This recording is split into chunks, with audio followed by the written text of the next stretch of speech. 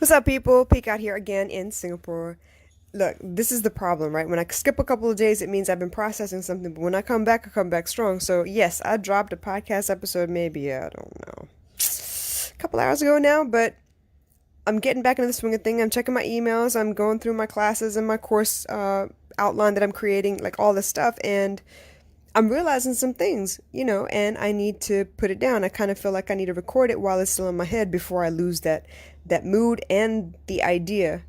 I don't know if you have that happen. I have this great idea. It's like a flash of clarity, and I want to put it down before I forget it because I will forget it. Even if I put down notes or write it down in my memo or whatever, I will forget. So I wanted to get on here, and I titled this Business Page versus Personal Page because I'm in the process of creating a challenge. Now, my coach and I have been working on this, and she was like, you know what, though? You can't create a challenge without a signature course, because what is the challenge going to lead to? Obviously, it needs to be some kind of a course, right? So I'm out here putting the outline together for my course. But on the top of that, I went back through the Business Mastery Summit. Latoya Frazier had a segment on there talking about creating a signature course. So I went back and I was looking at it, and I was like, wow, okay, yeah, I have the idea for all of these things, but I need to figure out the timeline because all of these things need to happen in a specific order or I will miss something. It's not that I can't make a mistake. I'd rather not if I can, and shortcut all of those difficulties. So what I'm trying to do is go back through, listen to the people who've done it a million times because they're teaching about it, and then set my stuff up. So here's what I'm realizing though.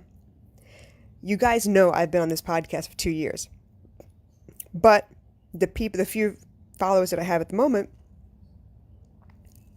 don't know because I've only been on one platform for the longest time. I've been on Facebook. Facebook Live Audio is where I record it right now, where I'm recording it. I put it on SoundCloud, so SoundCloud has been there for a minute. But now I have Libsyn, I have Spotify, I have iTunes, I have YouTube. So all those are coming online all of a sudden as well. And I'm excited, which means I'm going to get more traction, which is a good thing, right? I'm ready to scale. But the other thing is, I have other platforms that I'm using, but I'm not using to the best of my ability. Here's what I'm talking about. So I've been on Instagram. I usually post once a day, every day without fail, but lately I'm slacking off. Not slacking off to say, that I don't want to do it anymore, but it's like I'm trying to rethink my messaging. I went back through my ideal client. I went back through, who is my message for? What is my message? How do I make it a little more easy to understand? How can I make it so people don't ask more questions once I tell them what I do? As in, like, things that should have been answered already when I tell them what I do. And then they jump into, well, who is it for? What is it for? How do I get involved? That kind of thing. So I'm trying to become more clear on my messaging. And that's why I kind of stopped posting for a little bit. So it's been here, there, and yon. Not very continuous or consistent like I usually am. And that's kind of dropped me out of the public eye a little bit. Where I was doing live video interviews on Instagram, where I was, sharing it on Facebook right after and then on YouTube as well, I was always in the public eye.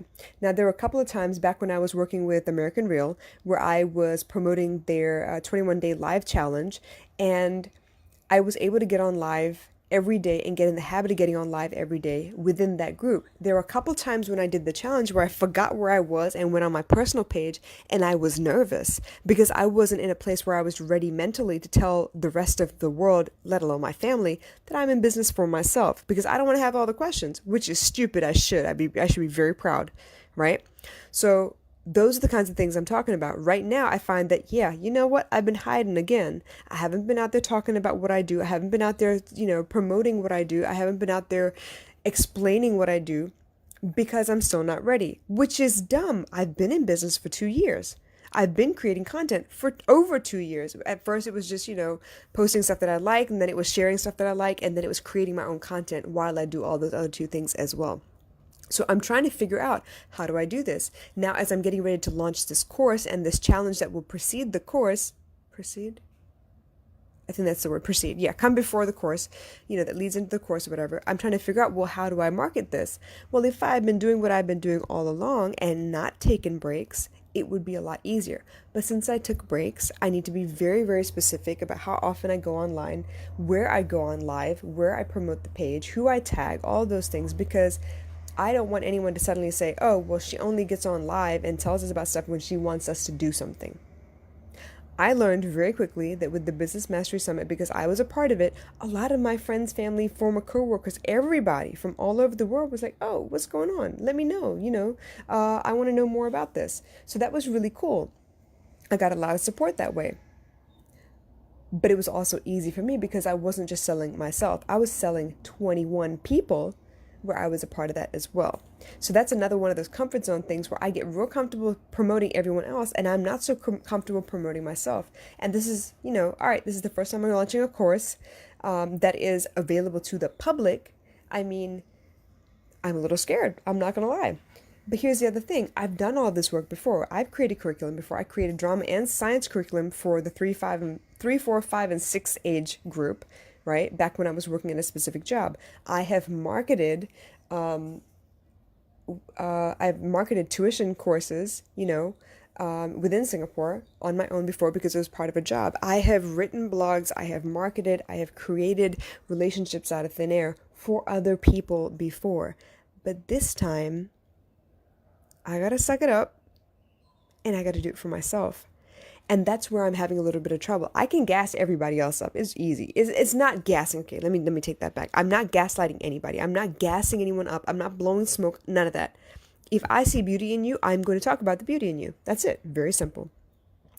But because it's me, I have trouble being objective. I have trouble promoting myself because on one level it seems selfish, and on another level it feels like I'm doing only because I want something, not because I believe in something. And that's not it's not the truth. That's not the actual reality of the situation, but that's how I feel sometimes.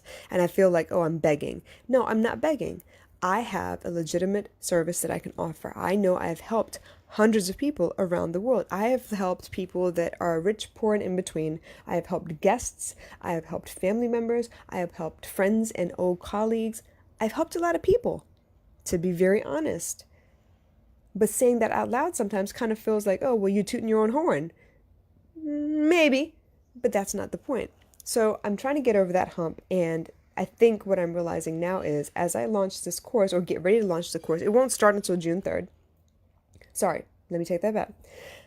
The challenge will not start until June 3rd. It's a 5-day challenge, which means it brings me to June 7th. At the end of June 7th, people who are interested or felt like they got something out of the challenge, they have the choice to say, you know what, I want to continue on with you. And you know what, I think this would be a good investment for me because I need your help. I'm stuck, whatever the case may be. So it's one of those things, right? But that also means that between now, today's the 27th, until June 3rd, I have an exact week to promote. So I need to figure out how to start being online on my personal page where everyone can see me versus being on live in my business page. I'm live on my business page all the time. Instagram is pretty safe because all the adults in my family aren't on there. You know what I mean by adults, the elders. With Facebook is another thing altogether. Facebook is where the majority of my audience is because I've been on Facebook longer than I've been on Instagram. I engage more on Instagram, but I've been on Facebook longer. So all of my friends, I don't have that many friends, like 1,500 friends maybe, but they range from, people I knew in high school, through college, through all of my many workplaces. Some of them are family members that are distributed all over the world, which means New Zealand, Australia, London, France, Germany, India, Sri Lanka. I have friends all over, right?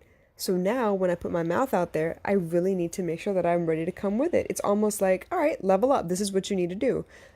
But I need to put it on my personal page. And what I'm learning is I can't put the same message. I can't keep sharing everything that I've done from my business page. I need to do a specific message for the personal page as well. So as much as I would like to post the same thing in 10 different places, it kind of gets boring.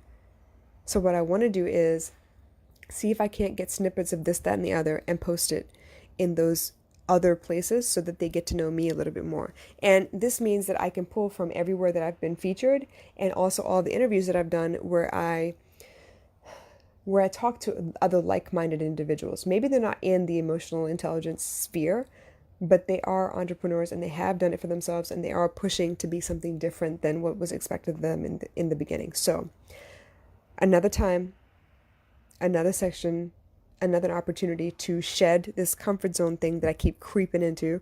Um, because, yeah, I need to do more with my business page and my personal page as well. As much as I post on my personal page, on my business page, I need to do on my personal page. Something else that my coach actually pointed out is that I post all the time on my personal page, but I don't post about my business. I post all the stuff I cook. I post all the places I go and have fun. I post all of my daughter's hair. Yeah, every time I do her hair, I post that. But what she's telling me is if this is truly what I'm going to do, if this is really a part of who I am, my business is big for me. As much as I post about hair and food, I should post about my business as well. So I'm going to take that as a challenge for the next 7 days. So please bear with me. I want to talk more about my why and what I'm doing and why you can expect new things from me going forward. So I'm excited. I'm nervous. We'll see how this goes. But like I said, that's another level of comfort that you kind of need to shed at some point during your entrepreneurial journey. So I've mentioned this before. This is to document everything that I'm going through, all the layers that I'm shedding little by little, and the realizations that I have as I go through and learn more and push myself to do more. So I'm hoping this helped you guys, and I will catch you again soon.